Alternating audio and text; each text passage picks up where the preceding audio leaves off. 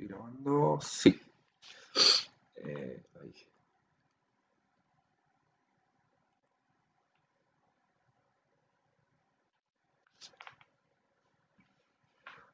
Lo que vamos a ver hoy es todo el sistema de entrada-salida, o por lo menos mencionar los rasgos más importantes de digamos, de los sistemas operativos.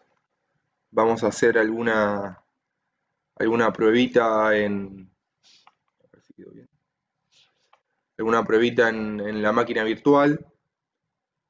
Eh, Nosotros vimos que de alguna forma, cada unidad de la materia se correspondía con una unidad del libro del sistemas operativos del Silversat, que más o menos es nuestra base para todo lo que estamos viendo. Y lo que es sistemas de entrada-salida se corresponde con la unidad 13 del libro. Nosotros pasamos de la 11 a la 13, nos salteamos la 12. La 12 es la que doy como extra siempre. Seguramente este año la voy a dar entera, pero es todo lo que tiene que ver con RAID de discos y con el manejo digamos, los tiempos de los discos. Eso vamos a ver algo, por lo menos para ver de qué se trata. Pero tengan en cuenta que ahora nos estamos salteando una unidad del libro. Dijimos que entonces que cada unidad del libro se correspondía con una unidad de la materia, más o menos, y que cada unidad o cada punto que veíamos, el sistema operativo lo trataba como un módulo separado. ¿Para qué? Para que cuando tenga que realizar una entrada-salida no tenga que intervenir, no sé, digamos, no tenga que ir y empezar a modificar valores que tengan que ver, no sé, con la memoria o que tengan que ver con la gestión de procesos, sino que directamente un módulo llame a otro módulo y así sea la comunicación. ¿Se acuerda cuando vimos toda la infraestructura en una de las primeras unidades? Que los módulos eran como más ágiles a la hora de comunicarse si estaban digamos, si estaban a nivel del kernel. Entonces, lo que vamos a tener ahora en el sistema de entradas-salidas es un módulo para la gestión de entradas-salidas. Nosotros ese módulo lo vamos a llamar, es el subsistema de entradas-salidas del kernel. Después, más abajo lo presento en pantalla completa, más abajo de lo que es el subsistema de entrada-salida del kernel, lo que vamos a tener es los drivers de cada dispositivo y después el dispositivo en sí. Entonces, esto lo que nos permite es de una forma abstracta manejar a todos los dispositivos que tengamos, a todas las entradas-salidas, dispositivos de entrada-salida que tengamos, y de una forma única. O sea, nosotros cuando accedemos a un disco y utilizamos un comando, no sé, para listar el contenido, va a ser lo mismo listar el contenido de un disco rígido, de un disco rígido magnético, de un disco rígido, un SSD, o de un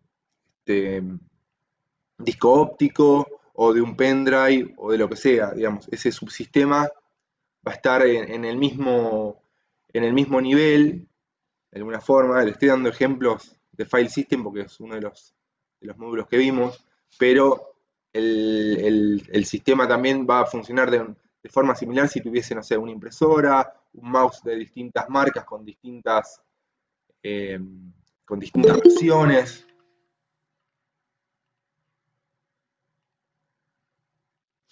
O sea, el subsistema lo que va a hacer es aislarme de la capa de hardware. Después voy a tener que tener un software específico para cada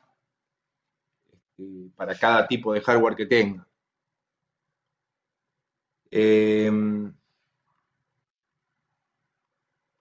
sea, diversos métodos. Vamos a ver algunos de los métodos que existen, que va a depender del tipo de hardware. O sea, no va a ser lo mismo tratar un medio de almacenamiento que un mouse o un teclado o una placa de video.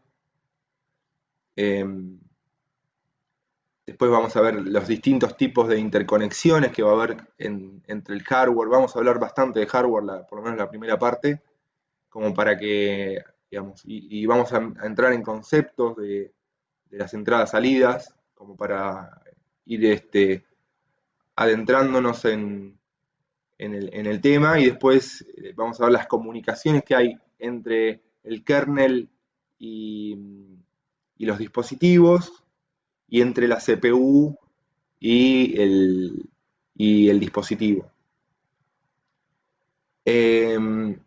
Los controladores de dispositivo presentan al subsistema de entrada-salida una interfaz uniforme de acceso a los dispositivos. De forma parecida como las llamadas al sistema, proporcionan una interfaz estándar entre la aplicación y el sistema operativo.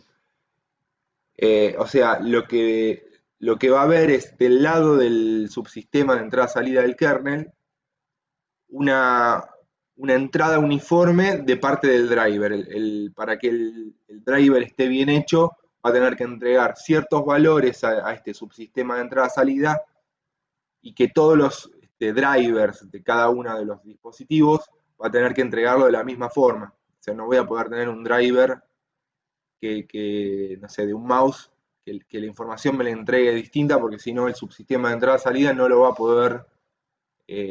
poder controlar, así como con cualquier dispositivo, ¿no?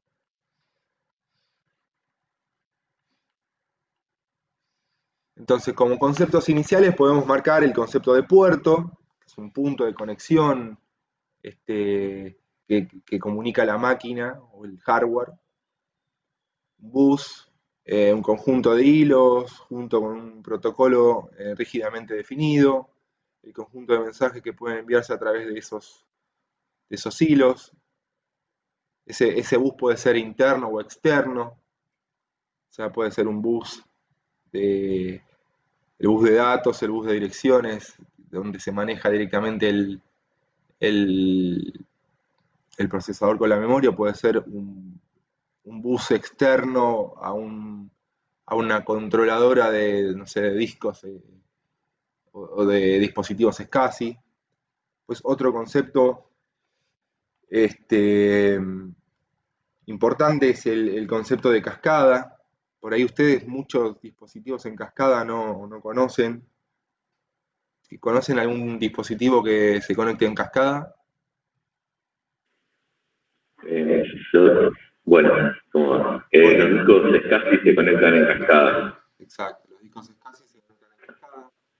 Después hay dispositivos un poquito más viejos, los primeros discos, los IDE, tienen algún tipo de cascada. No sé si recuerdan, tenían un disco maestro y un disco esclavo. Ahí tienen otro tipo de discos en cascada.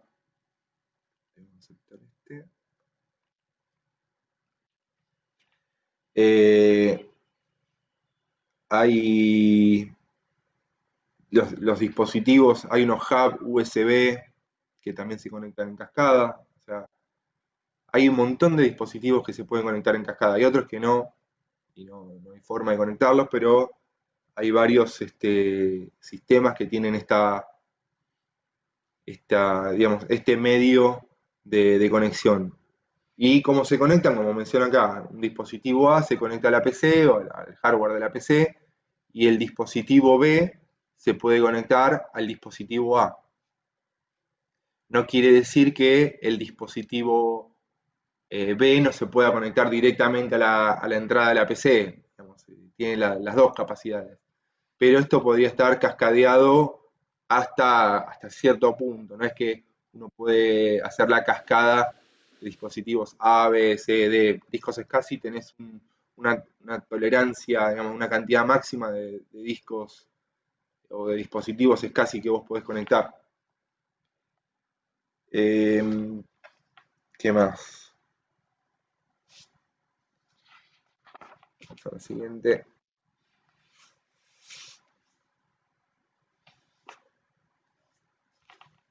Voy a tener módulos de entrada-salida. A veces es denominada placa controladora. En realidad esto está más referido, fíjense que estamos hablando de hardware. Ustedes están haciendo, ¿es tecnicatura en informática o licenciatura ya lo que están haciendo? La tecnicatura que se puede ampliar a la licenciatura, es decir, todas las de la tecnicatura se toman parte de la licenciatura. Ya la toma. No es que, Sí, a ver, pero ustedes no puedes tomar caminos aparte, no puedes empezar a hacer la licenciatura sin hacer la tecnicatura. pero vos cuando te anotás, bueno, sé que el cambio fue el año pasado, pero ya ahora cuando te anotaste, ya empezaste como licenciatura. No, tecnicatura. Ah, ok. Porque ponele, yo creo que cuando estudiaba tenía era un título intermedio de no sé qué, pero vos te anotabas en la carrera de ingeniería en electrónica. Por ahí en cuarto año, si hacías ciertas materias hasta cuarto año, ya podrías tener un licenciado en electrónica o algo así, pero vos te anotabas en ingeniería en electrónica.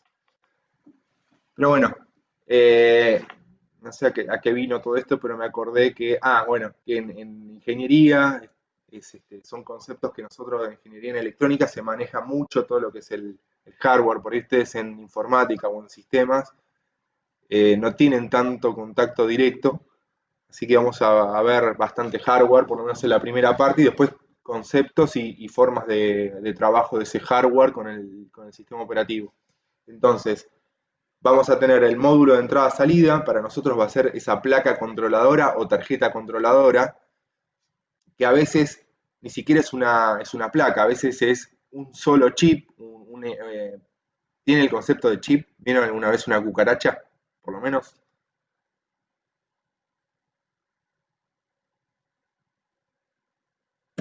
Sí, profe, yo la secundaria hice electrónica y sí, trabajábamos con eso.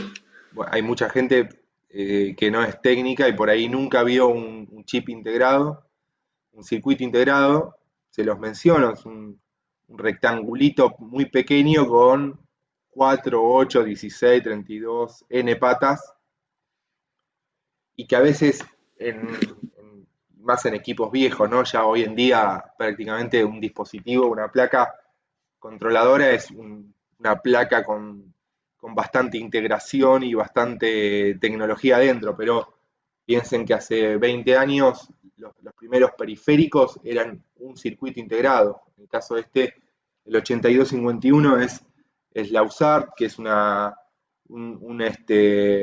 integrado que te permite conectarte de forma serie entre dos dispositivos, o el 8255, que es un integrado para conexión de puerto paralelo. Hoy puerto paralelo prácticamente no se utiliza en nada. Y puerto serie creo que ya las máquinas hay muy pocas que vienen con puerto serie. Eh, Muchos equipos de comunicaciones tienen todo lo que es la consola en puerto serie, pero ya no se utiliza demasiado. Lo que terminas utilizando acá es un conversor USB a RC232 o algo así, o a puerto serie, y lo terminás pisando, digamos. No tiene mucho sentido meter un chip entero para lo que es puerto serie, cuando prácticamente lo harías en 1 milímetro cuadrado, ese chip. Eh, o sea, no tiene mucho sentido incluirlo dentro de un mother, a eso me refiero, como una controladora. Y bueno, una colección de componentes electrónicos que permite controlar un puerto, o sea, esto me va a permitir a mí controlar uno de los puertos eh, que voy a comunicar con mi dispositivo. Y entre mi dispositivo y la CPU o el hardware de la CPU. Es esto, la comunicación con el procesador y contra el dispositivo. Va a haber algunos de estos integrados o placas controladoras que tengan la capacidad de eh, interrumpir al procesador. O sea, ¿se acuerdan que teníamos el concepto de interrupciones? Esas interrupciones alguien las tiene que generar, podía generarlas por software, a través de una llamada por interrupción, y podía generarlo a través de una placa controladora, un dispositivo externo que lo genere. Bueno, muchos dispositivos no van a trabajar con interrupciones, caso del 8255, que no tiene la posibilidad de generar interrupciones, y que va a haber un método en particular para eso, y que va a haber otros que sí lo van a tener. El 8251, por ejemplo, el de puerto serie, tiene la capacidad de generar interrupciones. No sé si todos, si los primeros lo tenían, pero tiene los de hoy en día, podés generar una interrupción en el procesador cuando se produjo una recepción o una transmisión de un dato. ¿Qué más? ¿Qué podemos aportar? Bueno, el puerto paralelo les mencioné que se utilizaba muy poco, se utiliza hoy en día muy poco, se utilizaba anteriormente para todo lo que es impresoras. Las impresoras hoy en día son todas USB, ya dejaron de utilizar lo que es puerto paralelo, pero alguno por ahí tiene alguna impresora de matriz de puntos ahí en ¿cómo es? En el mostrador del Museo de Historia. Si alguno la vio, o si alguno por ahí de verla no se dio cuenta de que era una impresora de puerto paralelo, pero por ahí la recuerda de los ruidos que hacían. Que las impresoras de matriz de puntos que chillaban por horas para imprimir una hoja. Así que bueno, eso como concepto de placa controladora. Después vamos a hablar de driver o de controlador. Fíjense, yo acá lo aclaré porque acá como que el inclusivo no nos va a servir, porque vamos a tener que decir driver de dispositivo o controlador. Driver, recuerden los drivers de software, y en este caso es una placa controladora o módulo de entrada-salida o tarjeta controladora. Sería la placa controladora, es femenino de alguna forma. Entonces hay digamos, una diferencia sustancial entre una cosa y la otra. Esto sería un programa informático, y la placa sería el hardware. En realidad primero nace el hardware, este es de donde nacería todo, y después va a haber un dispositivo informático, un software informático que controla o que maneja las posibilidades que tiene esa placa controladora. Haciendo una abstracción del hardware y proporciona una interfaz posiblemente estandarizada para utilizar el dispositivo. O sea, lo que le tiene que presentar al kernel es una interfaz estandarizada, uniforme, algo que el kernel lo pueda entender. Esto va a ser muy, digamos, similar a cuando teníamos programas o rutinas de entradas-salidas que nos proporcionaban las librerías del sistema operativo. Tiene que ser algo abstracto al hardware.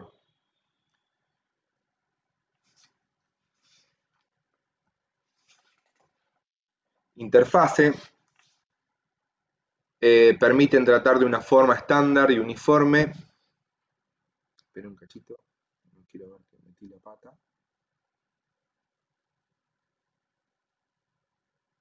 Está bien.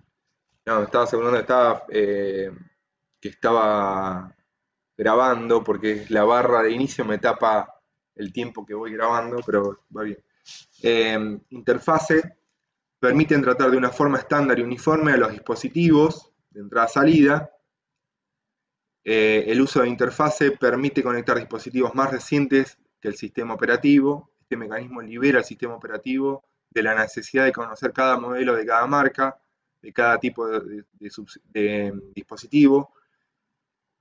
Esto sería el subsistema de entrada-salida que comunica el kernel. Acá le estoy poniendo una letra, que lo miré y lo recontra miré, pero el kernel con el driver. Esta interfase es esa capa uniforme que hace que cualquier hardware que yo conecte digamos, al hardware de la PC o al hardware del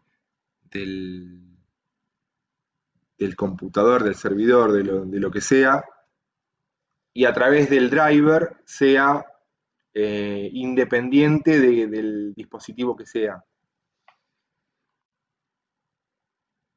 Y acá les quería mencionar algo más. Esta es una capa de abstracción, digamos. Esto tiene que ser lo más abstracto posible. ¿Por qué? Le quiero dar mucho énfasis a esto que menciono acá.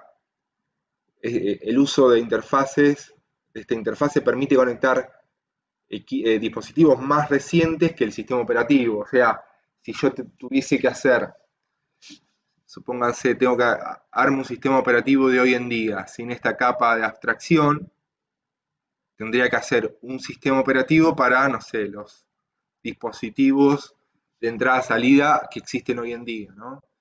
Si yo no tengo esta capa de abstracción, el año que viene sale un dispositivo distinto y no lo voy a poder manejar.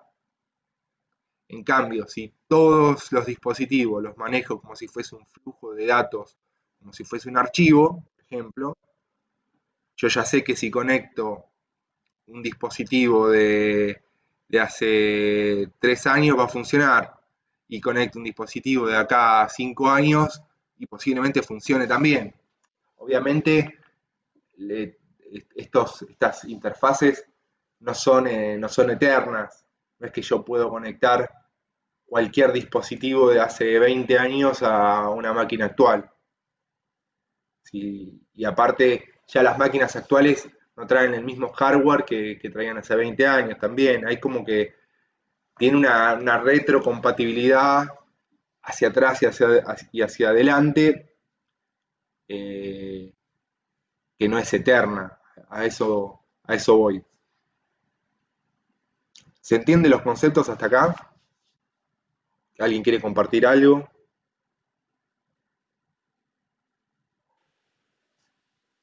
Sí, profe, se entiende. ¿Sí? La almohada, ¿cómo está? Está pegada, Está pegada todavía. está todavía. Bueno. Yo me puse voy a cargar el reloj. Así que 9:30. Esto sería la comunicación entre el microprocesador y una controladora de entrada-salida. Esto sería una placa de entrada-salida. Esto estaría acá. La controladora dispone de uno o más registros para datos y las señales de control. El procesador se comunica con la controladora leyendo y escribiendo patrones de bits en dichos registros. El host lee el registro de entrada de datos. Esto sería las opciones que tengo, que voy a tener acá, digamos. Esto sería la estructura de una controladora de entrada-salida, donde voy a poder leer los datos de entrada, escribir datos en la entrada. Después voy a poder verificar el estado de esa controladora mediante un registro de estados. Fíjense que es una forma general de describir una controladora. Después cada dispositivo va a tener, puede ser que, no sé, no tenga la posibilidad de leer datos de esa controladora, porque la controladora solo saca información hacia el exterior, hacia el dispositivo. Pero si, no sé, yo tengo una controladora de discos, sí o sí voy a tener que leer datos y escribir datos. Y después voy a tener registros de estado y registro de control.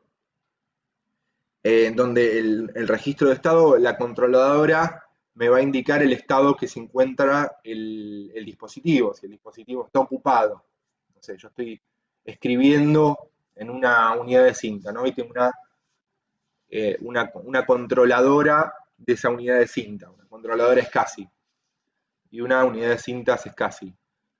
Yo estoy verificando el estado de de la controladora para ver si la librería de cintas está trabajando. Si la librería de cintas está trabajando, el Estado me va a decir, la librería está ocupada. Entonces, no podés, no sé, enviar datos si los está procesando.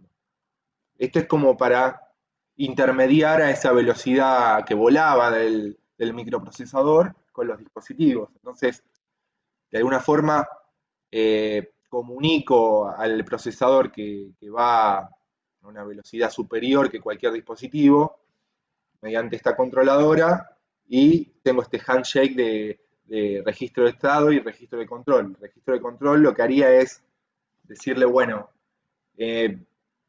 inicio el comando de lectura de los cabezales o inicio el modo de, no sé, de limpieza de cabezales de una unidad de cintas. Y eso se lo tengo que enviar a través del registro de control.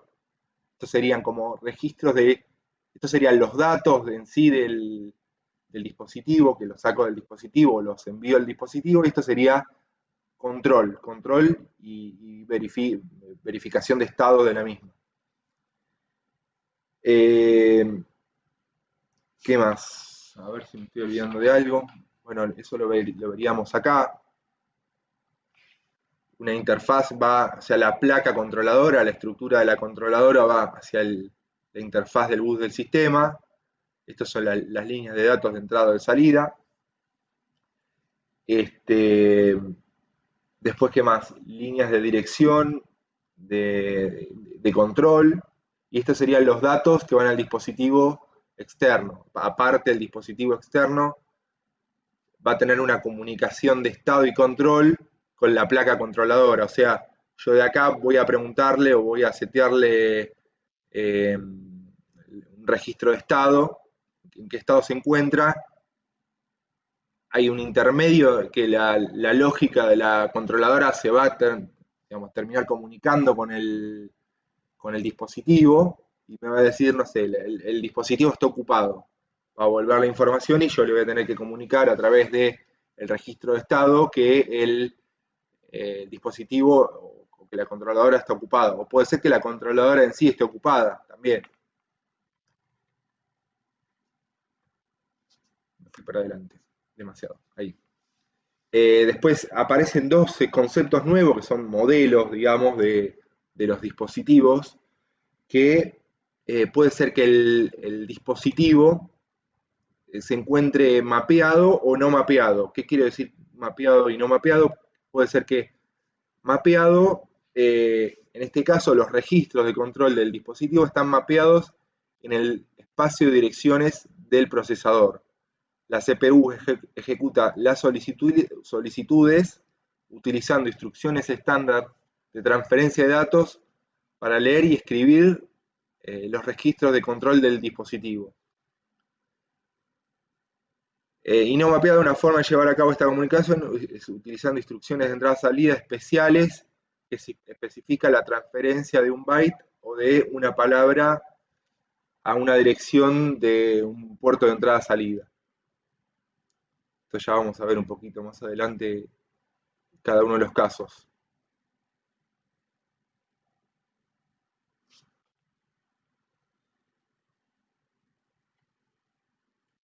Fui para adelante. No.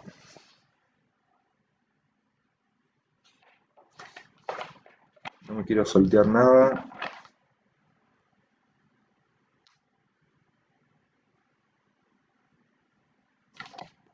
Bien, más o menos dije todo. Interconexión e interacción. Esto es lo que les mencionaba al comienzo de cómo va a ser la comunicación entre la controladora de entrada-salida y la CPU. Y después las técnicas que va a tener la controladora con respecto al kernel o al sistema. Lo que puedo tener es los modos de interconexión. Esto sería lo que les mencionaba antes, mapeada o no mapeada.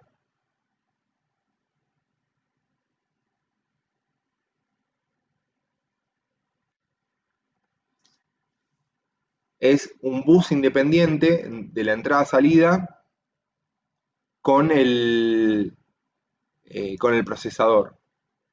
O sea, lo que voy a tener acá es cuando quiera acceder a un bus o cuando quiera acceder a una controladora, voy a tener un puerto en particular para esa controladora de entrada-salida. Y después puedo tener el caso de un bus único, donde la entrada-salida está de alguna forma mapeada en memoria. O sea, el ejemplo que se me viene a la mente es la memoria de video en los primeros sistemas operativos. Uno escribía en una posición de memoria, mapeado, o sea, ¿se acuerdan? Volviendo al esquema de paginación y segmentación, yo tendría un segmento, de alguna forma, donde si yo escribía informaciones en ese segmento, estoy pasando información directamente a la memoria, obviamente a la memoria RAM del sistema, pero esa información estaba mapeada directamente en la placa controladora de video. Entonces, al escribir en esas posiciones de memoria, estaba escribiendo directamente en la pantalla. Eso sería un bus único de entrada-salida localizado en la memoria.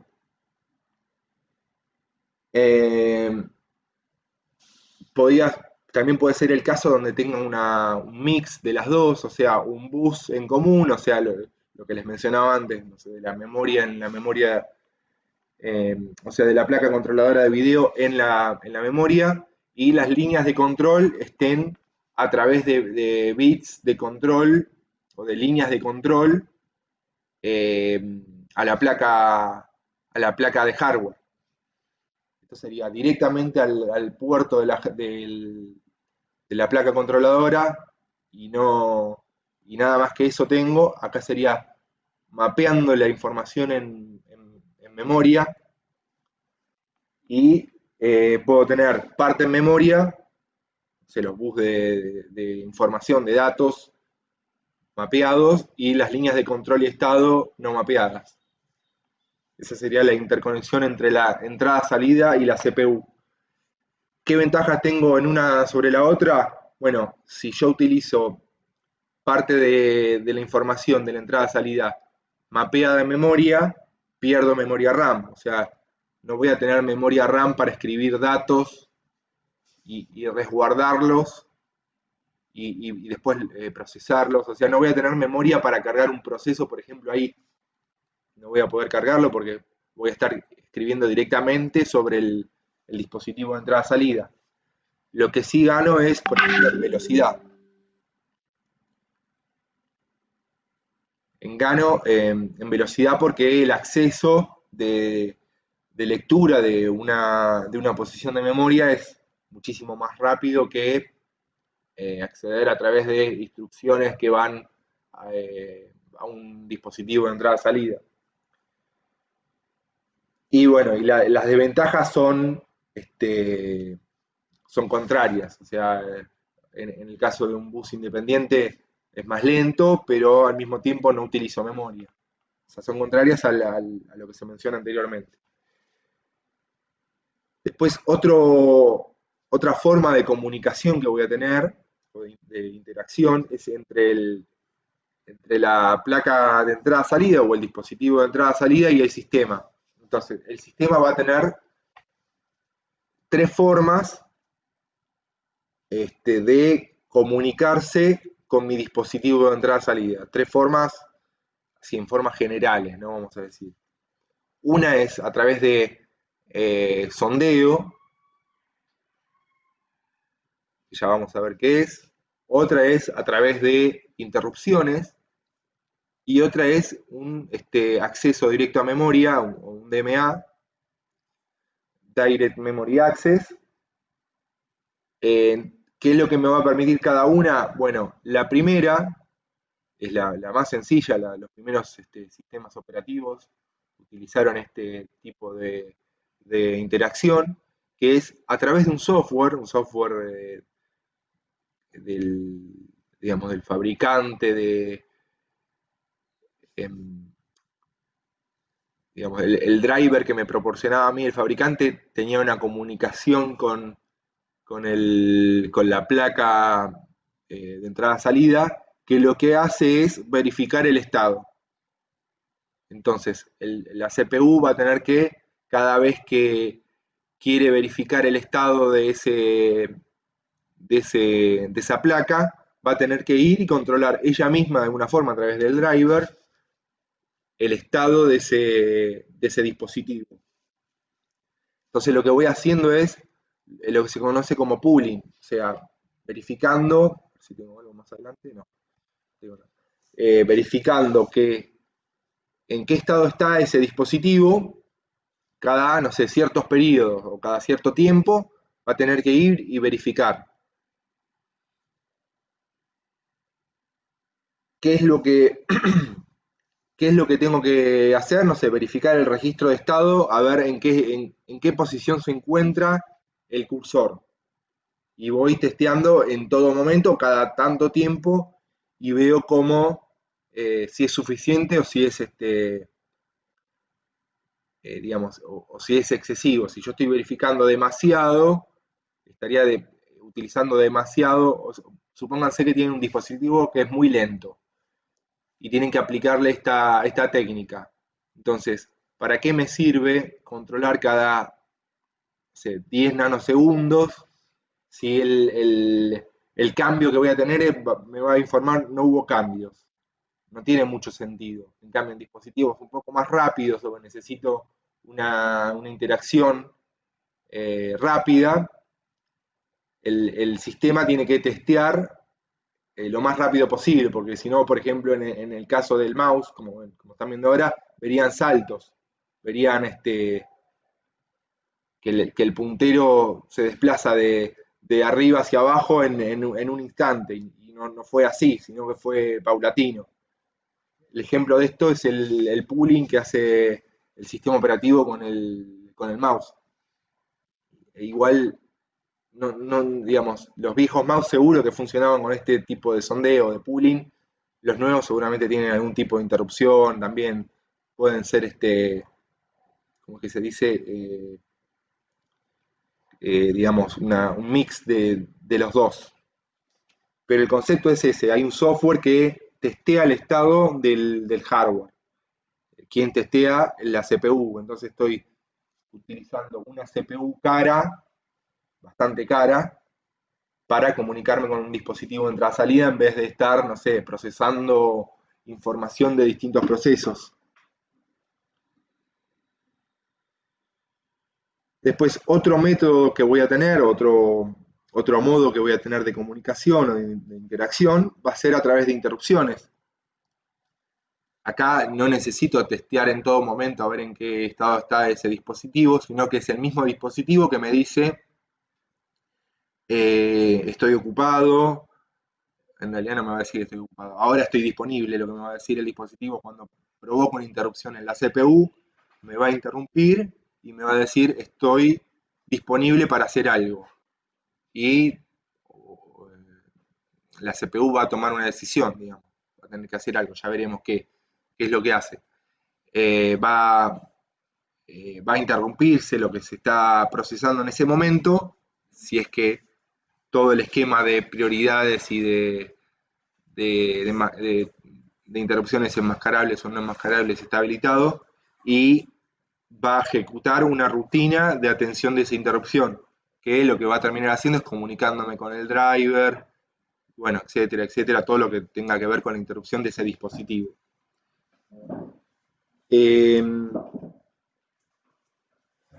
Ya veremos, digamos, yo estoy haciendo una intro de cada uno de estos puntos, pero vamos a ver estos tres puntualmente. Vamos a ver un análisis de estos tres. Estamos hablando de interrupciones, y lo que va a haber acá, en este caso, en el ejemplo de las interrupciones, es un salto, porque yo voy a estar ejecutando una instrucción de un proceso, y puede ser que el dispositivo que me interrumpe no tenga nada que ver con ese proceso, y así tenga que ver, también me va a interrumpir.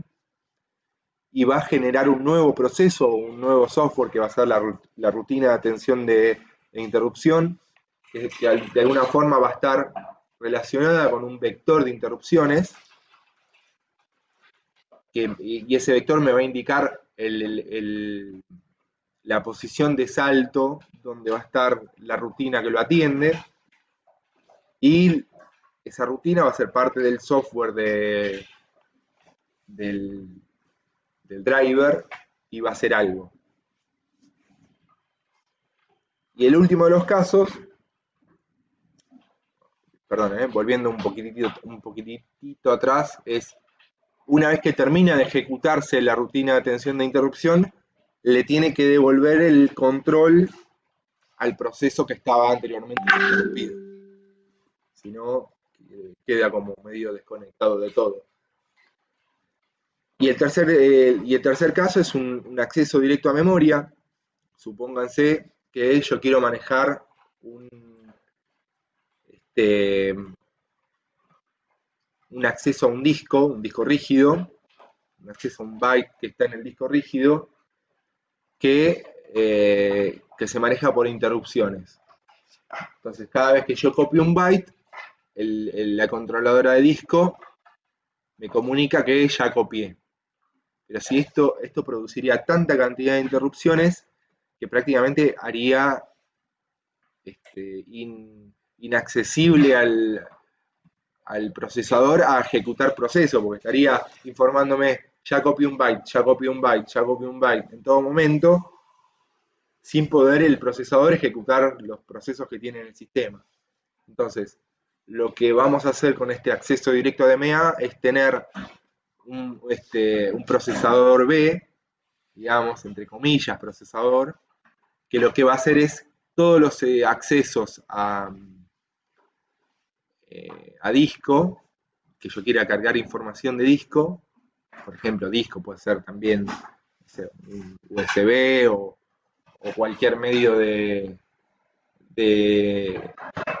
digamos, de información secundario que se les ocurra y necesite copiarlo a memoria, ¿qué va a hacer eso? O sea, es un procesadorcito que se va a dedicar a copiar información de disco a memoria.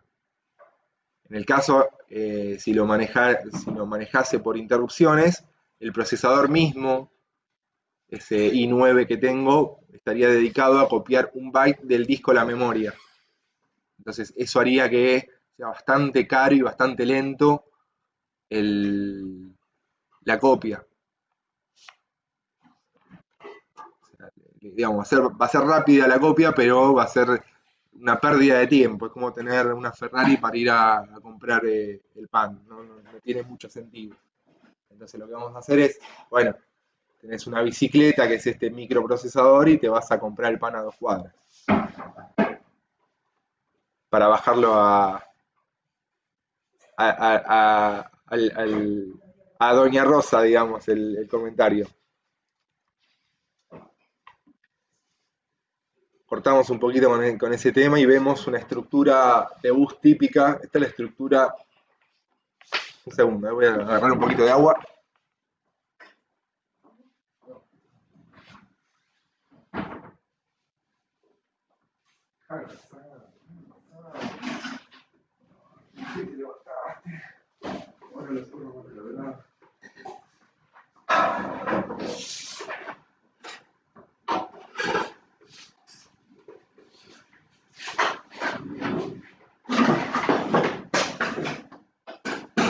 ¿Cómo vienen? ¿Se están durmiendo?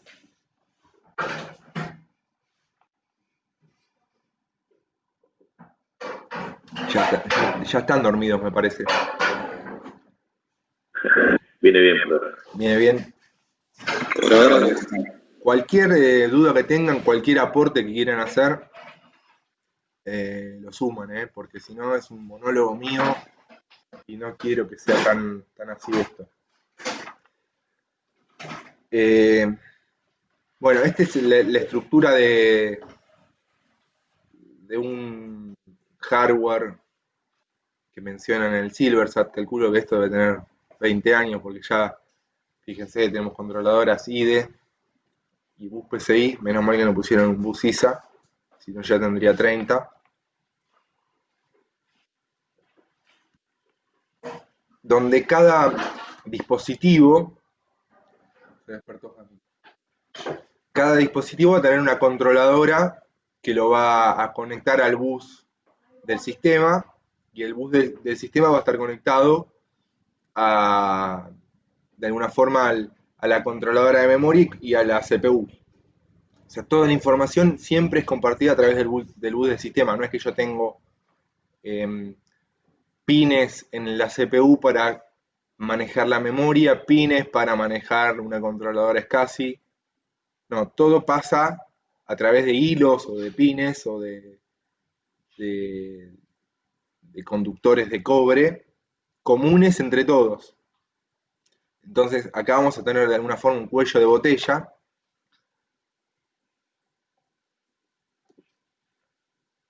que lo que va a hacer es que este bus va a estar compartido y en algún momento va a premiar acceder a este bus y se nos va a complicar bastante.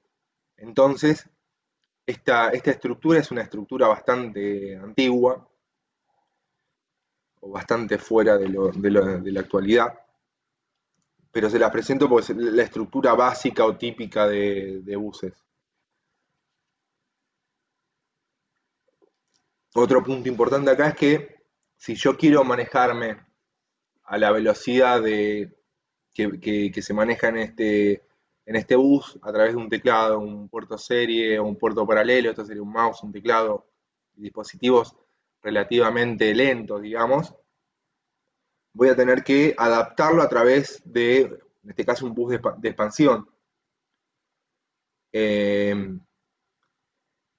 Y no voy a poder manejarme a la misma velocidad que se maneja la memoria, entonces tengo que tener una adaptación acá. Esto es ideal para dispositivos más lentos, tener una estructura de este estilo. Esto sería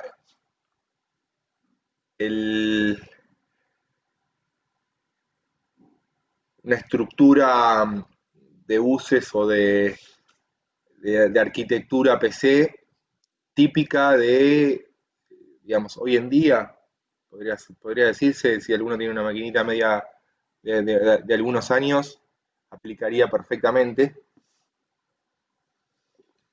donde todo lo que es memoria lo voy a manejar con el Nord Bridge, que es este integrado. Voy a tener, no sé, la memoria GP, ya un poquito también el GP ya está fuera de... ¿Hay algún gamer acá hoy en día? Gamer así, con máquinas de 150.000 pesos o algo así. ¿Family sirve? No, Family no. Ok. No, a lo que me refiero es si hay algún gamer de esas máquinas con placas de 16 gigas que la tenés que refrigerar en nitrógeno líquido porque si no se te prende fuego la casa. Pero parece que no. Entonces, la idea de... Está caro ese mundo. Está caro, sí. Es una cuestión de dinero, no una cuestión de gustos, parece. Es una cuestión de dinero y de... Claro, si tuviese eso, olvídate. Sí, una máquina gamer hoy en día, la base debe estar 80.000 pesos, 60.000 pesos, así te compras, para usar el Tomb Raider, ¿no? El Tomb Raider que jugaba yo, imagínate, una cosa de 20 años atrás. A lo que me refiero que ya AGP no se utiliza, esto es PCI Express o no sé qué estarán utilizando las mega placas. Entonces lo que vamos a tener acá es el procesador, ese Pentium, Intel, AMD o i3, i5, Celeron o lo que sea. Después un chip que va a controlar todo lo que tenga que ver con la memoria. Es este de acá, Bueno, les hice un poquito de spoiler.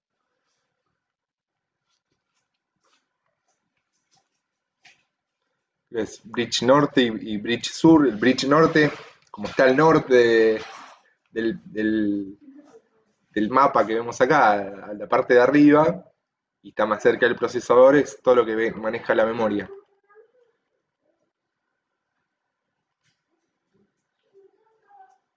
Esto sería el bridge norte.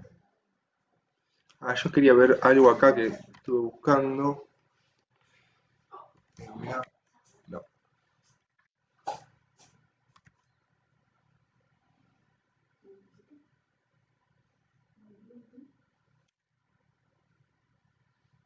No, me puse. Bueno, esto está buscando lo que quiere. Ahí está.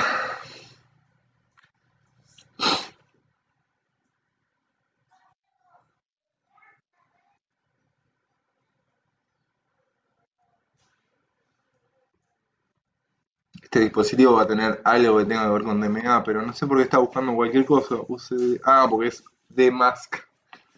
Que justo le pegué. Voy a buscar ahí DMA espacio. No, tampoco. Algo va a tener, pero tengan en cuenta que esto es todo el chip que maneja. Acá estaba el chip. A ver si se ve.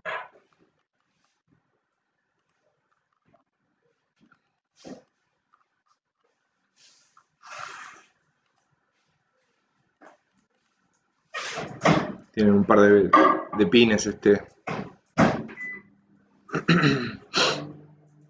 No me pregunten qué es lo que hace cada cosa de esto. No me especializo en esto. Pero se los muestro como para que vean que la estructura que muestra el Silversat está un poquito desactualizada y es mucho más compleja de lo que se presenta ahí. Pero como entrada al mundo del hardware y conceptualmente este diagrama no estaría mal, pero es mucho más complejo. Y después tenemos todo lo que es dispositivos de entrada-salida, un poquito más abajo, los pone esto, es el sur, el bridge sur, lo llaman. Y acá tengo el control de los dispositivos de entrada-salida. Fíjense que tengo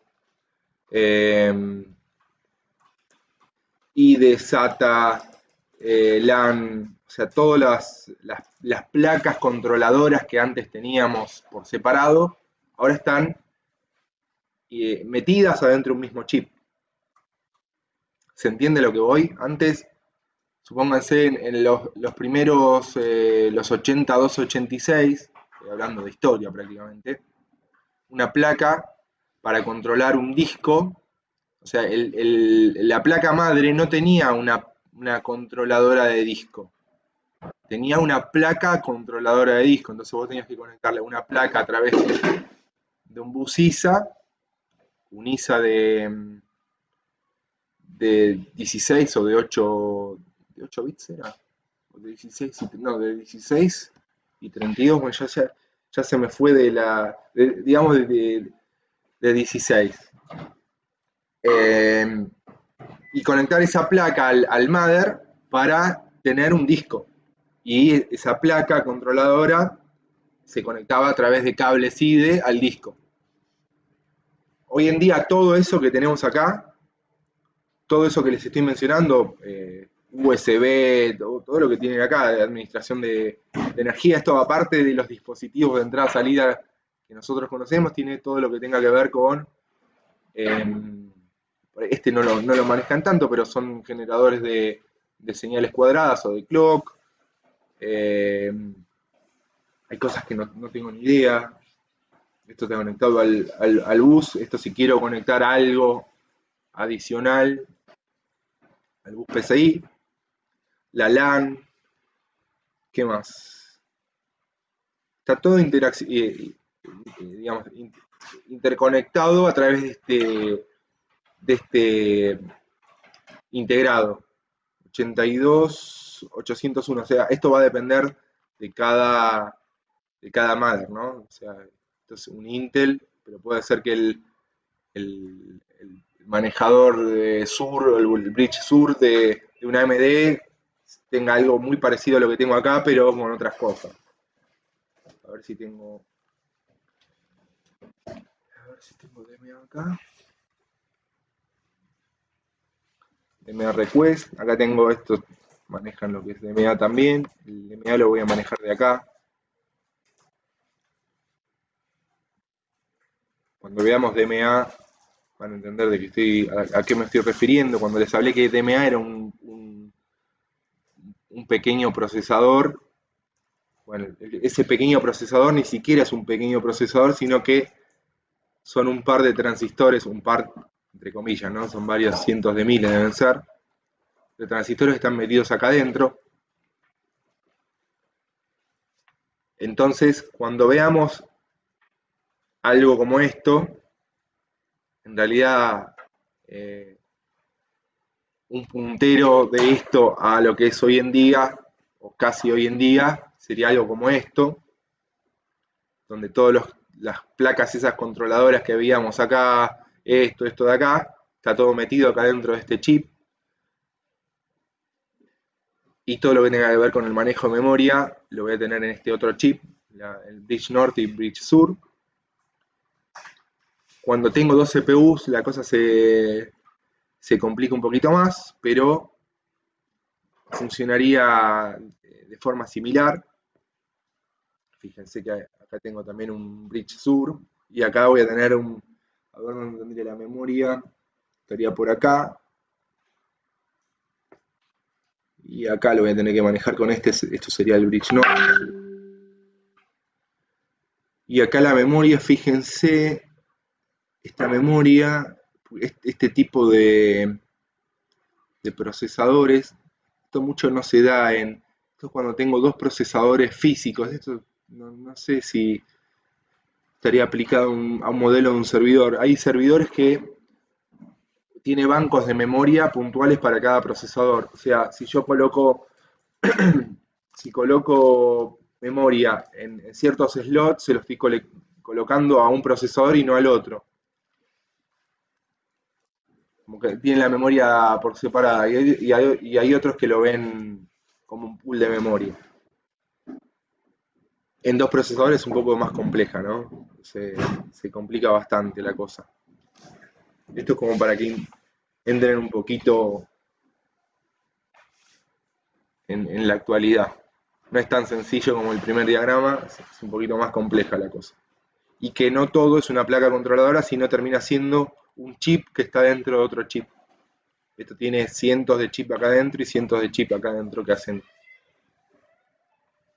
de reemplazo de esas placas controladoras. Esto sería una explicación de lo que les mencioné hace un rato de sondeo, ¿no? Entrada salida controlada por programa, sondeo, pooling. El sondeo o espera activa es un bucle en el cual la CPU controla a la placa controladora para ver cuándo está libre y cuándo puede utilizarla. O sea, está constantemente el procesador verificando el estado de esa placa, de ese chip, a ver cuándo lo puede utilizar. Cuando vimos gestión de procesos, este proceso de pooling lo tendría que intercalar como un proceso, no sé, el proceso 4 que quiere escribir en un dispositivo de entrada-salida, estaría ejecutándose en cierto momento, cuando cargaría el contexto del proceso 4, lo único que haría es verificar, estaría perdiendo tiempo verificando a ver cómo está ese dispositivo de entrada-salida. O sea, se ejecuta de manera repetida para encontrar únicamente que solo en raras ocasiones está listo el dispositivo para ser servido. No tiene mucho sentido tener un sistema de estos, de este tipo, salvo que sea, a ver, tampoco me va a salvar la vida, ¿no? Pero si estoy controlando el reactor nuclear de alguna central nuclear, por ahí el sondeo no sé si estaría tan mal. Cuando necesito que lo importante lo haga en todo momento, pero por ahí con un sistema por interrupciones con alta prioridad ya lo soluciona, es un nanosegundo antes, no me va a mejorar. ¿Cómo estaría funcionando? En tales casos puede ser más eficiente que la controladora de hardware notifique a la CPU. Esto ya sería, si yo voy a hacer algo un poquito más eficiente, me conviene que el sistema me avise a mí cuando quiero, cuando puedo hacer algo con ese dispositivo. Un ejemplo sería como que yo les esté preguntando a ustedes cada un minuto si tienen alguna pregunta. ¿Tienen alguna pregunta? O cada 2 segundos. ¿Tienen alguna pregunta? ¿Tienen alguna pregunta? ¿Tienen alguna pregunta? Me la paso preguntándole y no digo nada entre información e información. Es mucho más sencillo que alguno levante la mano, en este caso no lo voy a poder ver, pero por lo menos me hable por la call y ahí le respondo a la pregunta. Sería mucho más eficiente hacerlo de esa forma que estar preguntando yo como procesador si alguien tiene algo que ni siquiera digamos, ni siquiera si me envió un dato o lo que sea, si tiene algo para hacer, no es. Y así con cada dispositivo que yo tenga. No es que esto es solo un dispositivo, si tengo N dispositivos que funcionan por sondeo, voy a tener N procesos que están sondeando a los N dispositivos, o sea, eso también me va a complicar. ¿Se entiende el concepto de sondeo, de pooling? Yo después esto lo pregunto en un parcial y no me saben decir a qué les estoy o qué les estoy preguntando. Espera un segundo.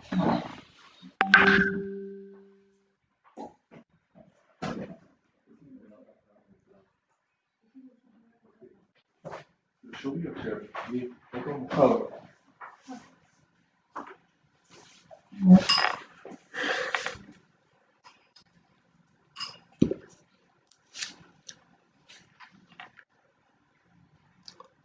Diez y cuarto. 15 minutos más cortamos y después seguimos. Yo le quiero hacer una pregunta. Sí. Lo del sondeo, ¿cómo es eso, digamos? ¿Se programa cada cuánto tiene que preguntar? Porque si no, medio como que no sirve. Sí. Si no hay un dispositivo para entrada o salida. Digamos, vos tendrías que desde el procesador o desde tu aplicación que soporta ese dispositivo, generar un programa, un lazo, un while, algo que esté constantemente corriendo, preguntando a ver si el dispositivo tiene algo de información. O sea, vos cargarías en tu gestor de procesos tu programa que lo único que hace es el testeo. ¿Estás disponible? Sí. Ah, bueno, entonces si estás disponible, mandame la información. Te manda la información. Y así, en todo momento, con cada uno de los dispositivos que vos quieras sondear. Está bien, ahora entendí. Pensé que como que lo preguntaba todo el tiempo. Es que lo está preguntando todo el tiempo. O sea, no todo el tiempo en el sentido de que la CPU está cargando el proceso ese en todo momento, sino que ese proceso, ¿se acuerdan de gestión de procesos donde tenía proceso 1, 2, 3, 4? Ese proceso, supongamos que es el 4. No sé, primero cargo el 1 que, no sé, hace la suma de algo y hace algo. El proceso 2 otra cosa, el proceso 3 otra cosa, cargo el proceso 4 que lo que hace es verificar si la placa de entrada-salida está disponible con un dato. Verifico, se me terminó mi tiempo de ejecución de la CPU, salgo del contexto.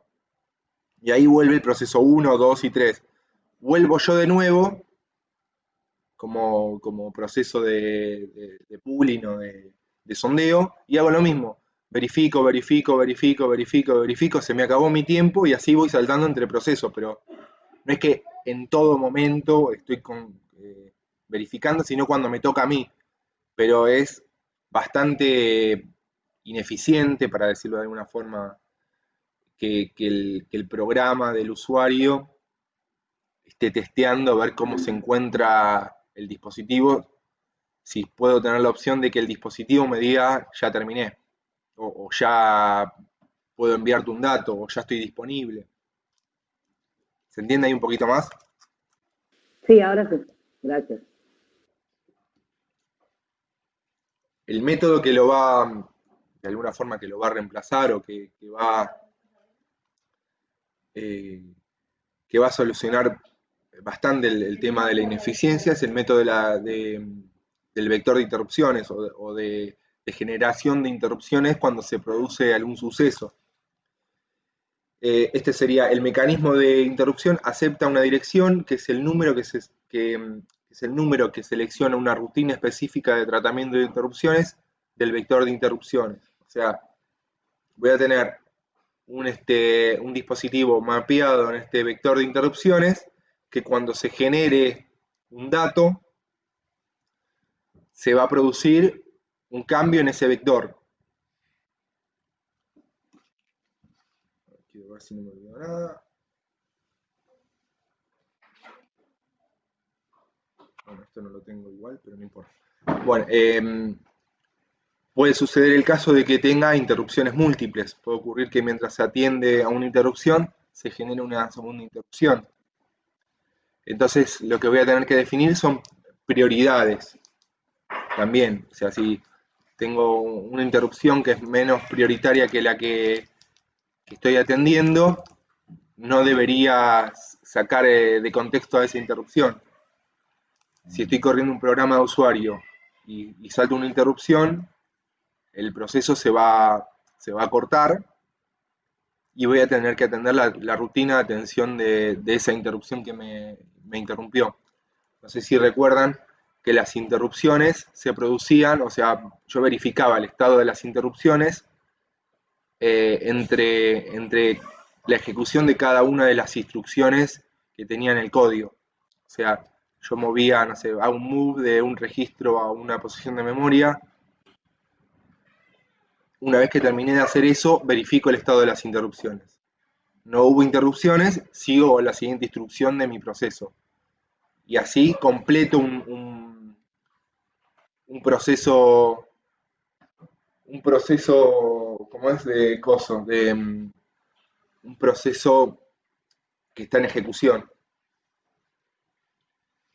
Y entre cada instrucción se produce una verificación de las interrupciones.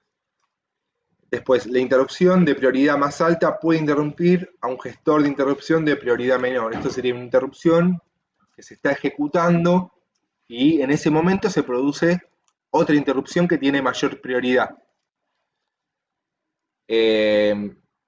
Ahí interrumpo ¿cómo es que se dice? No me sale el código de esa rutina de atención de interrupción, y si tiene mayor prioridad, salto al código de la otra interrupción. ¿Se entiende cómo sería el caso? Sí. ¿Alguien no entiende cómo es la cosa? Bueno, seguimos entonces.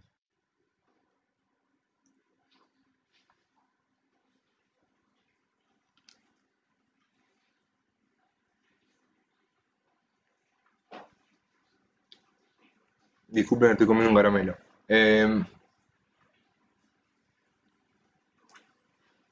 Entonces, lo que vamos a necesitar, de alguna forma, para el manejo de interrupciones son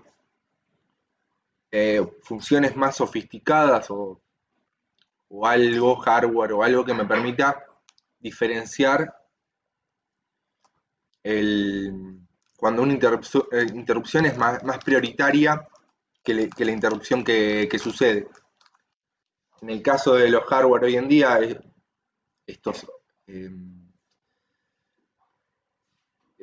8259 que menciono acá es un integrado es el PIC. ¿Cómo era PIC? Controlador de interrupciones programable, o digamos, la traducción en inglés. Que las primeras PCs venían con un integrado de este tipo, donde tenía 8 posibles. Te digo que no, Vir, por favor, te lo pido. No me pases eso acá, me va a agarrar alergia.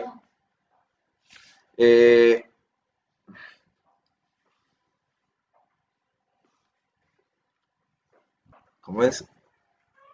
Ya me perdí.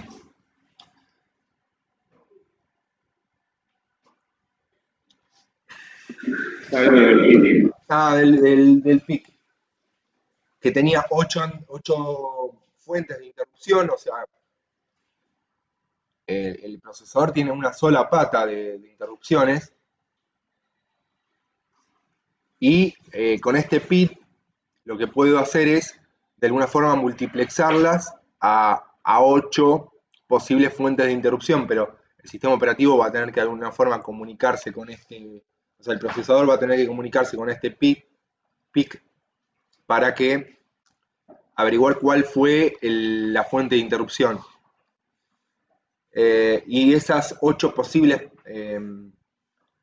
fuentes de interrupción van a tener prioridades en función de en qué pata está conectado el dispositivo. Creo que la pata 0 tiene mayor prioridad que la pata 7, entonces si se produce en la 0 es de mayor prioridad, y si se produce en la 7 es de menor prioridad. Entonces, si tengo algo conectado en la pata 7, el dispositivo que me va a generar la interrupción puede ser interrumpido por alguno de los que están en las patas superiores. Entonces, lo que voy a tener hoy en día ya no es solo un integrado de este 8259, sino voy a tener varios conectados en cascada. Estos integrados van a tener la posibilidad de conectarse en cascada. Entonces, en vez de tener solo 8 posibles fuentes de interrupción, voy a tener más. Voy a tener 16, 32 o lo que sea, según la cantidad de dispositivos en cascada. No voy a tener, obviamente, este 8259 soldado al mother, seguramente va a estar metido en el integradito ese que vimos de Bridge Sur, va a estar metido ahí. Y, digamos, esas interrupciones las voy a manejar con las prioridades que me entregue este hardware. Necesitamos diferir tratamientos sobre las secciones de procesamiento crítico.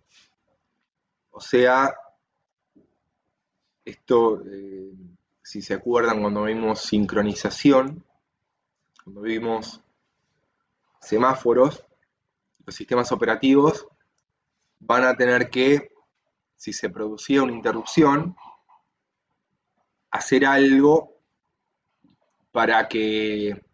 ¿Se acuerdan que nosotros teníamos varios procesos y los comunicábamos con un... digamos, los comunicábamos, no, los íbamos sincronizando de alguna forma con un semáforo? Pero ¿qué pasa cuando yo estoy ejecutando un proceso, se produce una interrupción, y esa interrupción puede ser que tenga que ver con mi proceso, entonces voy a necesitar tratarlo de alguna forma también? O sea, esa rutina de atención de interrupción va a tener que tener un semáforo ahí adentro, o algo que, digamos, yo le llamo rutina de atención de interrupción, pero termina siendo un proceso que corre a nivel del sistema operativo. O sea, esa rutina también va a tener que tener un semáforo para controlar de que no se acceda a la sección crítica, a los datos críticos, o a una variable que estoy tocando en otro lado de ese proceso, de otros procesos. Lo que vamos a necesitar también es que se identifique fácilmente qué dispositivo fue el que provocó la interrupción.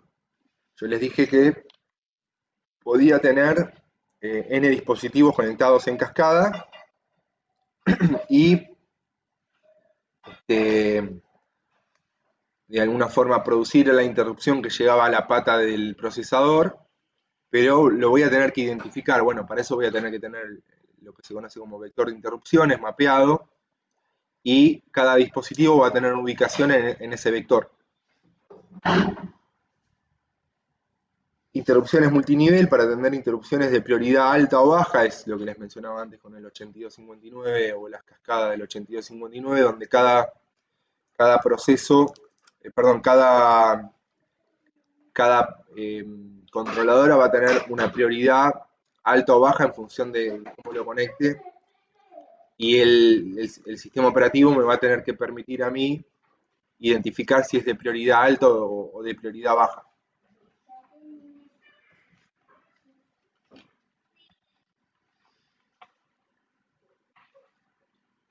Esto sería un paso a paso de qué sucede cuando se produce una interrupción.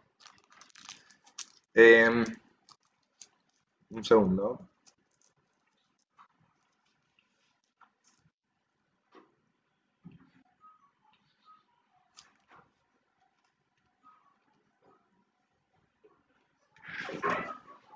Ahora sí. El hardware de la CPU tiene un hilo denominado línea de solicitud de interrupción que la CPU comprueba antes de ejecutar cada interrupción. O sea, cada instrucción. Es lo que le decía, cada vez que yo ejecuto una instrucción, la CPU va a ir y verificar a ver si se produjo alguna interrupción. Si no se produjo ninguna interrupción, ejecuto la siguiente instrucción. Si detecta la interrupción, ese hilo o ese bit va a mostrarme que hay una interrupción. Entonces lo que tengo que hacer es salvar el estado, o sea, guardar el contexto de mi proceso, guardar el estado de las variables en la pila del proceso, salvar completamente el estado, sacar una foto de la situación. ¿Para qué? Para interrumpir ese proceso que estaba corriendo y atender la interrupción a través de una rutina de tratamiento de interrupción. Esto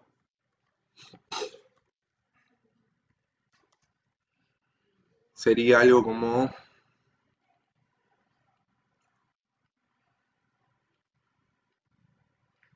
Yo tengo una instrucción, instrucción 2, instrucción 3, voy ejecutando. Estoy ejecutando y cada vez que yo, acá, cada vez que ejecuto una instrucción, verifico interrupciones.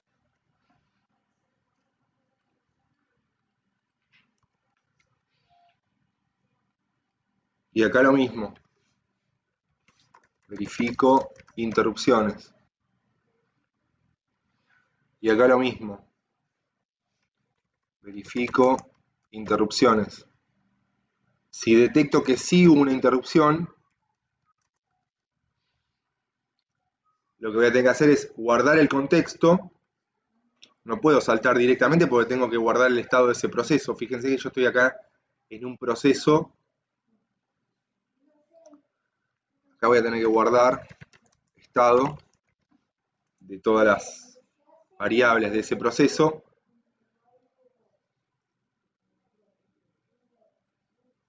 Esto sería proceso 1. Guardar el estado. Y voy a tener que saltar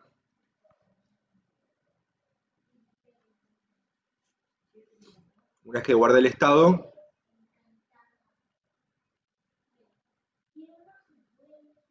a la rutina de atención de interrupción.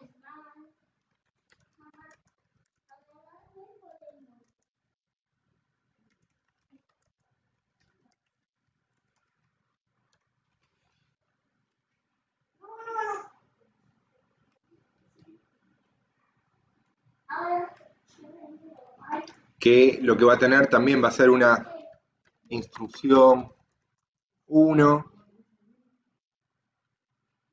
instrucción 2, instrucción N, y después un return,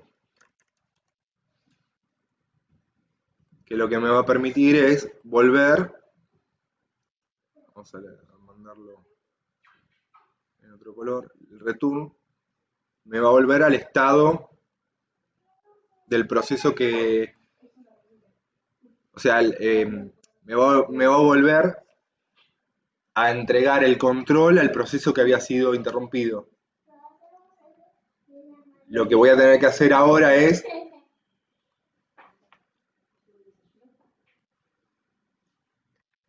restaurar estado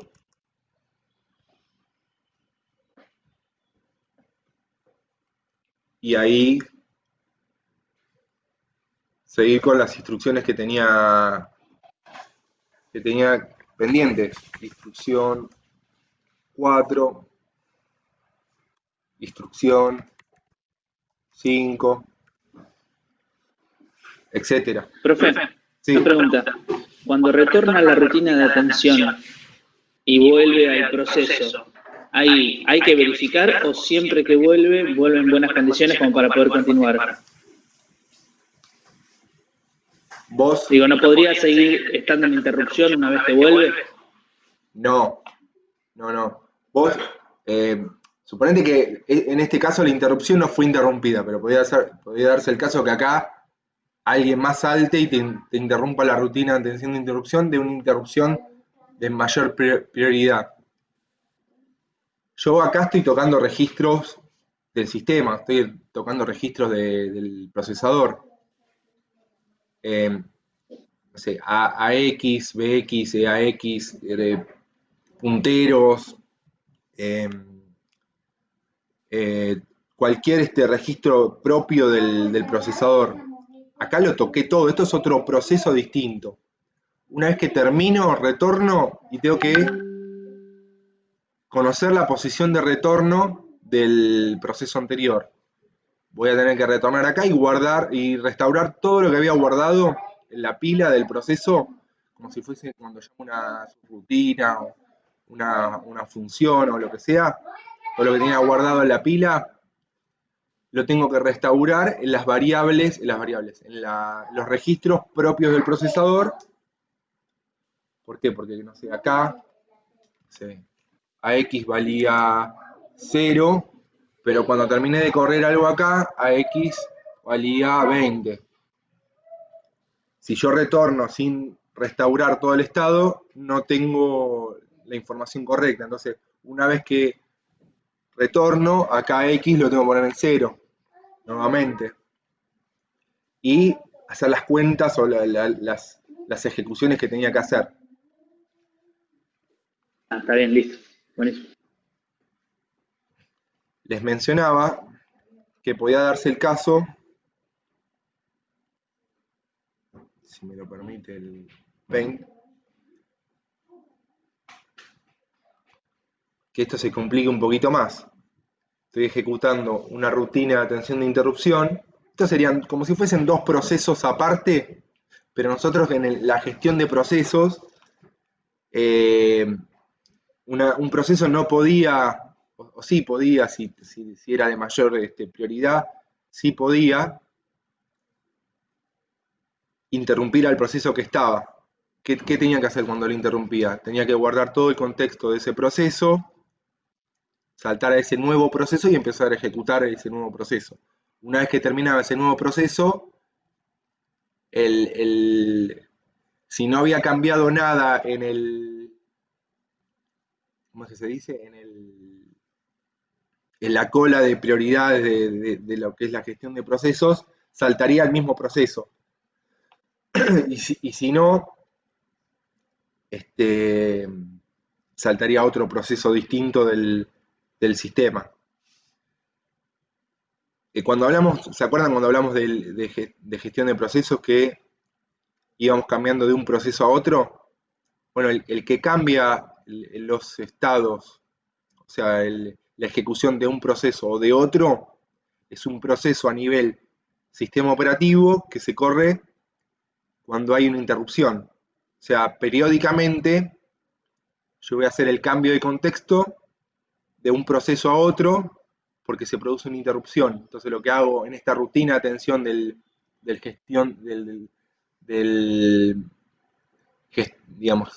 gestionador de procesos es mover todos los datos, guardar todos los datos, verificar en mi lista cuál es el siguiente proceso a ejecutar, cargar todo el contenido de ese nuevo proceso a ejecutar y lo pongo en ejecución en la CPU. O sea, ya de alguna forma hablamos de interrupciones, o por lo menos la vimos, no directamente o mencionándolas directamente, pero el que se encarga de hacer el cambio de contexto entre un proceso y otro va a ser una rutina de atención de una interrupción. Después, otra cosa que les mencionaba es, supónganse que yo ejecuto la instrucción 2, perdón, y acá se produce una interrupción nueva, distinta. Si es de mayor prioridad, la voy a tener que ejecutar. Esto va a ser rutina de atención de interrupción. Vamos a poner 1. Y acá va a ser rutina, si quiere escribir, rutina de atención de interrupción 2. Saltó acá porque es de mayor prioridad. Acá tengo que guardar el contexto de este proceso, de esta rutina de atención de interrupción.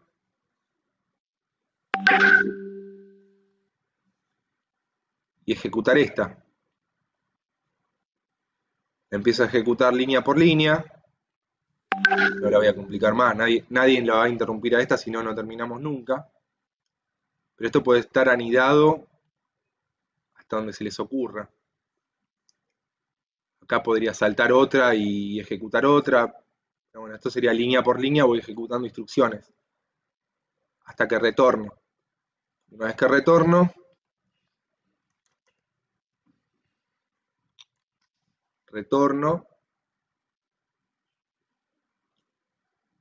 ya tenía todos los datos guardados el guardar el estado y restaurar el estado.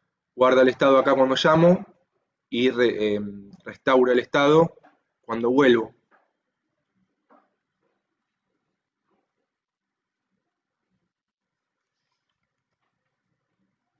Y ahí retorno. Un poquito feo. Retorno y sigo con las siguientes instrucciones. Bueno, ahí queda mucho más claro de que no hace falta verificar. Que no hace falta verificar si hay interrupciones en el momento que salto, decís vos. Claro. No, es, digamos, cada vez que o sea, entre instrucción 1 e instrucción 2, tenés la verificación. Acá tenés la verificación, acá también tenés la verificación. Por más que estés en una rutina de atención de interrupción, tenés la verificación. La única forma que vos tenés,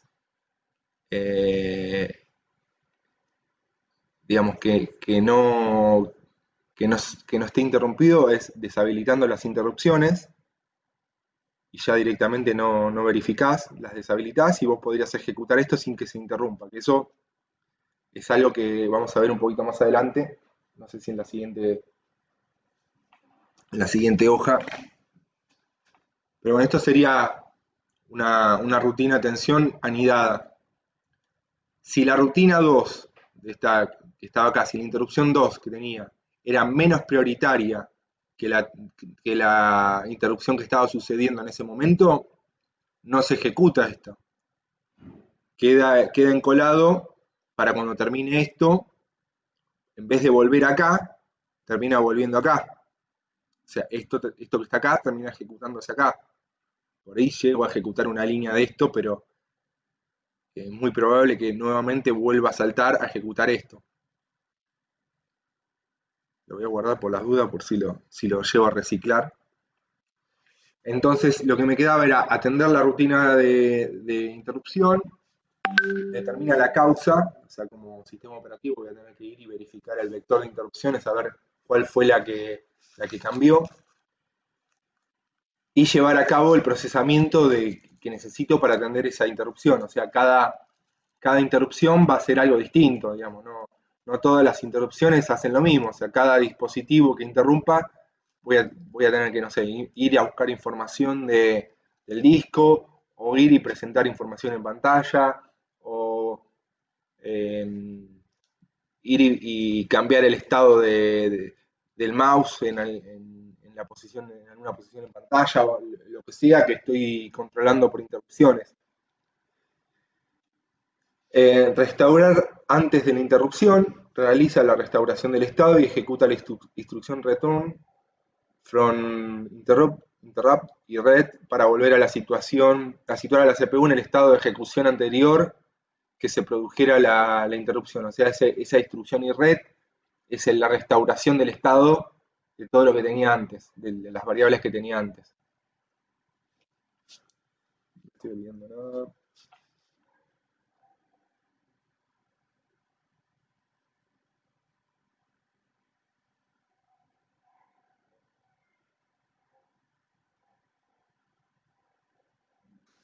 El corte se está olvidando, profe. Ah, sí, media dije, ¿no? Sí, ¿Me pasé? no estaba mintiendo como una quinceañera. Con línea de 15. Bueno, corto acá también, así no se hace tan largo este video, porque después me tarda